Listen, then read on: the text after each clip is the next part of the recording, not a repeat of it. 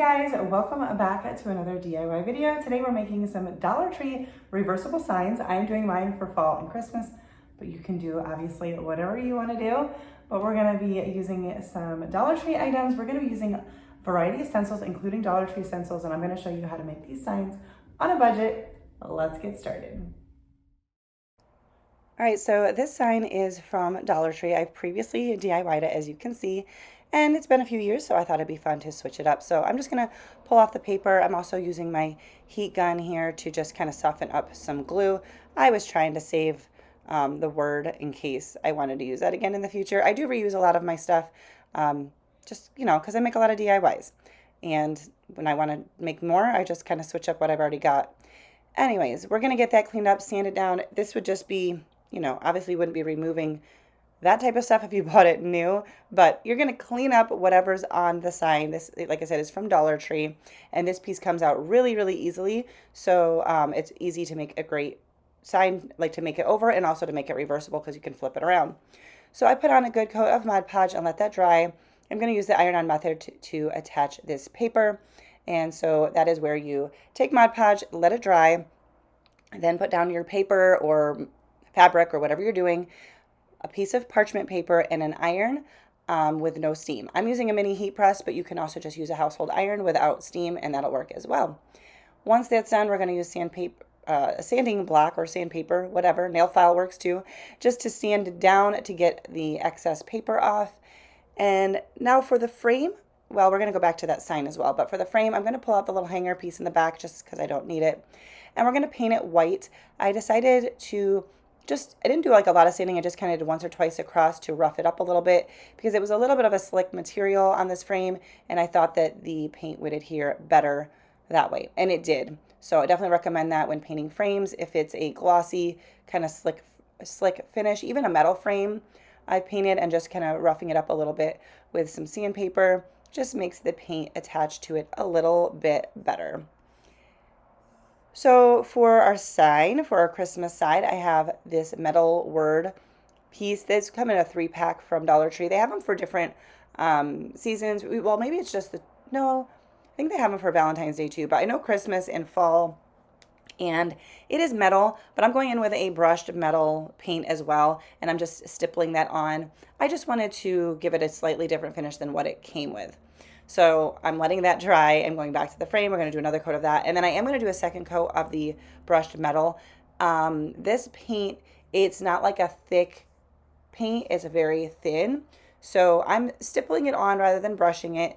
And it's not giving a solid coverage, but I did like how it just changed up the look of it. You could just also paint it. And then I'm just using a little sharp metal tool to scrape along the edge of the letters to get off any excess paint that was just kind of hanging over the edge. So I just thought I'd share that with you in case you do something similar. It just helps kind of get the excess paint that dried on there. I am going to seal the frame in with some Mod Podge.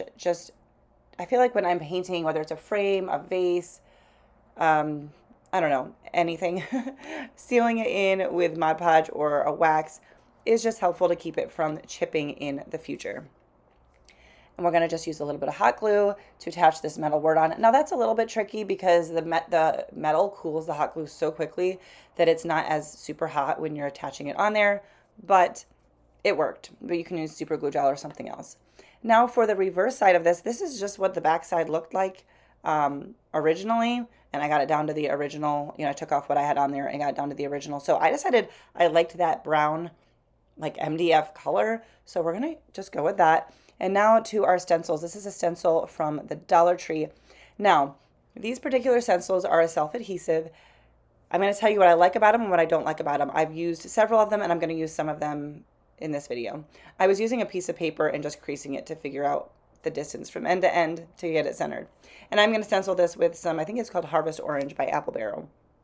Actually, no, I changed my mind. I'm going to do white. We're going to use the orange for something else. And I'm just using a sponge pounce brush. Not in a pouncing motion, rather, not too much paint on it so that you don't have bleed through. So this stencil is a self-adhesive. It is sticky, and I like them because they have a lot of detail, but because of all the detail, they're pretty fragile. So when I take them off, you could try, you can see I got a little bit of paint there. I was gonna just sand it off, but I actually just grabbed a baby wipe, and on that MDF paper or backing, I was able to just clean it up. Okay, I'll get back to the stencil in a second. This is a beaded garland from Dollar Tree. I got them last year, and I actually have already seen them in my store again this year. And we're just going to cut off the metal pumpkin. And I was trying to just trim off the twine in that. And then I realized, I'm like, this is a 2-piece pumpkin that has been glued together, the twine's in between. So I decided to pull out my heat gun. Be careful, because heat guns will, heat up your metal and make it hot. You can also use a hair dryer. And I just decided to separate the whole thing. And instead of needing 2 pumpkins, I had 2 in one here. So that's what I'm doing. So the stencil, when you take it off, because there's so many details, they stencil really, really good, but I don't find them easy to reuse because there's just all of these little pieces on them. But you can try. I've tried to wipe them off with like a damp paper towel and then to save them. I find if you're going to try to save them, to maybe skip cleaning them and just let the paint dry. They're just very, very fragile. But even if you only get them for one-time use, a lot of those stencils come in a pack of 3 or 4 for $1.25. So even if you only use them once, it's not the end of the world. So do with that what you will. So the metal pieces, metal pumpkins, I decided to paint, and then I Mod Podged. I should have Mod Podged first or sanded them down like I explained to you earlier, because I do end up chipping this a little bit. So definitely rough up the metal. I just, sometimes I don't remember the things that I know to do while I'm crafting. But I'm going to put some hot glue, and we're going to attach our little pumpkins to this sign. And that, I think, is going to be it for this one. Just if you have any glue that oozes out, try to grab it while it's still warm. If it's hot, obviously be careful, but while it's still warm, and then it comes off a lot easier and you don't usually damage your product. But while I was doing this, I ended up scraping it, I think with my fingernail or something. Oh no, I scraped it while I was putting it in here. So I'm just going to put this back in. I'm just using a little tool to help push down those metal tabs just to protect my fingernails. Not that they're like done up or anything, but in this process is when I slipped and scraped my pumpkin. So I just went in with a tiny bit of paint to touch it up, but I would recommend Mod Podging before you paint or sanding the metal before you paint. Anyways, here is how the sign came out. I think it's fun. I wouldn't turn the sign around, like the frame around. I would just turn the sign around in it. But I love the fall to Christmas. I showed you Christmas to fall, but this way you don't have to put it all away. You just put one out for fall, and then when you're ready, switch it around for your Christmas decor. Up next, I have this wood piece. This is from the Dollar Tree. I'm sure many of you have seen these if you shop Dollar Tree, but you can use any little freestanding piece. I often get signs from Hobby Lobby that are on clearance and just sand them down, and that works great too. I'm just smoothing out the edges a little bit, and then I was sanding off where the label was. But we're going to use our Waverly chalk paint in white, and I'm going to give the sides and the back and front, the whole thing, a good coat of this white paint. If you're enjoying this video, please give it a thumbs up. It's an easy way to help me out. It supports my channel. When YouTube sees that other people are enjoying my video, they're more likely to share it with others. They say, okay, people like this video. I wonder if more people will like it. So when you comment, when you give it a thumbs up, all of those things help me out. So I appreciate it. And let me know, are you getting ready to decorate for fall? I feel like we're approaching fall decor season very, very quickly. One thing you can do to help speed up your crafting process is to use a heat gun to dry your paint. But before I had a heat gun, I just used a hair dryer on a cool setting. So just a thought there for you. So yeah, I painted it, dried it so I could flip it and paint the other side. This stencil here is a Cricut stencil. My friend made this for me and sent this to me. So that's what we're going to use on the first side. And I'm just using, I think that might have been, I don't remember. That might be called Holiday Green. I don't know. I just picked a green paint from my stash. I also really like Fern by Waverly, and that's usually my green paint of choice for Christmas. But, well, I didn't do that this time. I'm trying to use up some of my acrylic paint. So, stenciling that on with a stencil brush from Dollar Tree, just an up and down stippling motion. Make sure you don't have your paintbrush oversaturated. So I peeled that off. That came out crisp and clean. And I wanted to put some words on the bottom. These stencils, or these stamps, are from the Dollar Tree. Some little letters. They come in a strip, like each line is a strip, so you have to cut them apart. The clear block here on the right, that is also from Dollar Tree, and I'm going to use ink from the Dollar Tree. So I'm putting it down my words and my letters to form words. Now I just put them end to end, and the gapping on this was a little bit bigger than I would like, but to get it closer, I would have had to do one letter at a time so that I could put them a little bit closer. I may do that next time to just get more of the look I wanted, but hey, not bad for some Dollar Tree options. I don't have a Cricut, I don't have fancy things, and so I like showing you that you can do these things. Not necessarily from Dollar Tree. You could get stamp sets from Hobby Lobby or Walmart, but just using what I have, and I just put fresh cut trees on there, and then that was dry, so I flipped it over. We're gonna do our fall side.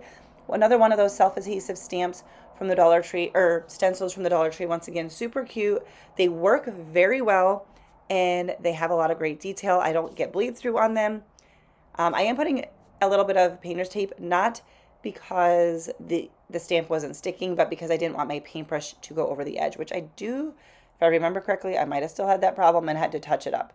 But yeah, once again, don't have too much paint on your brush. That is your number one thing with stenciling. It's better to go over it like 2 or 3 times if you need to, than to have too much paint on your brush. And I was going back and forth between these sponge brushes and the stencil brush from I think both are from Dollar Tree, just trying to see which one I like better, and they both have their benefits.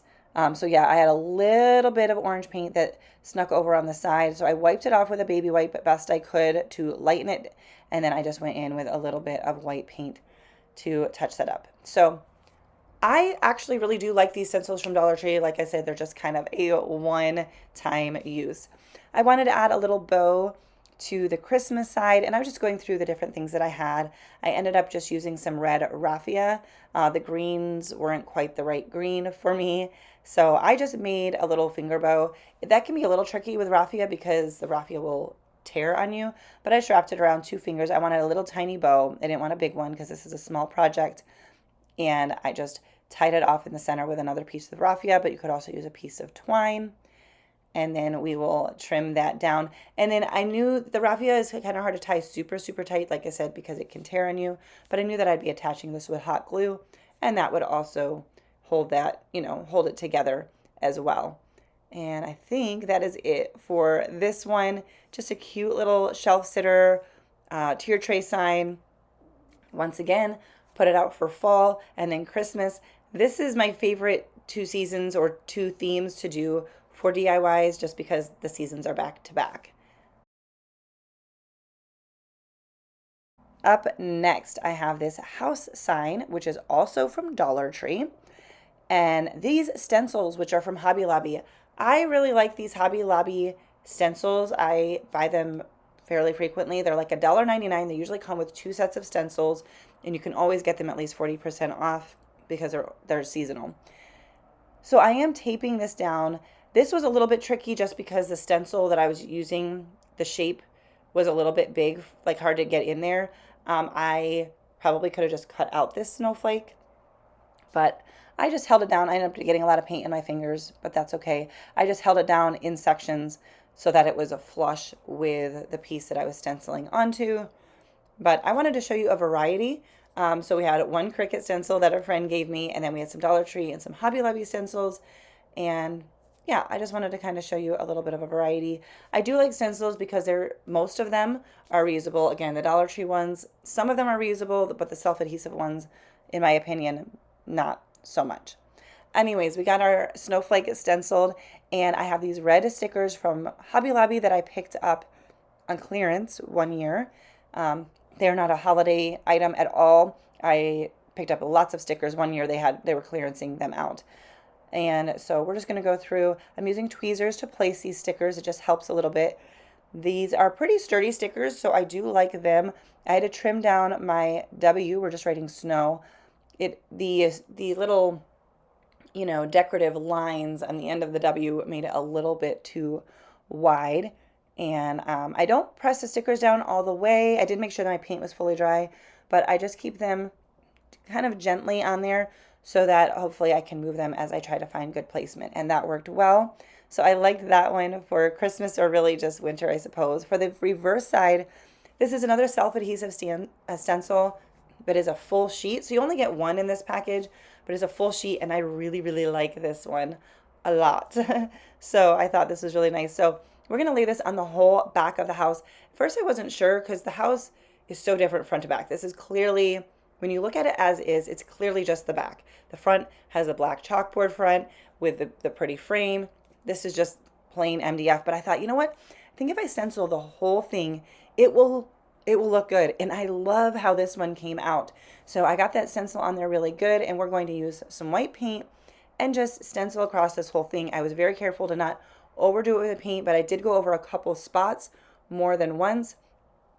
I didn't wait like a bunch of time in between letting it dry. It's just kind of, I started in one spot, and then as I went along, I would go back to a couple spots that just needed a little bit more.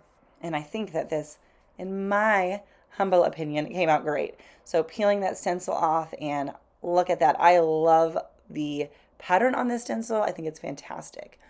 And then I have these happy fall words. These are from Hobby Lobby. I bought them at the end of the season last year, but I can't remember what that price was, maybe $2.99.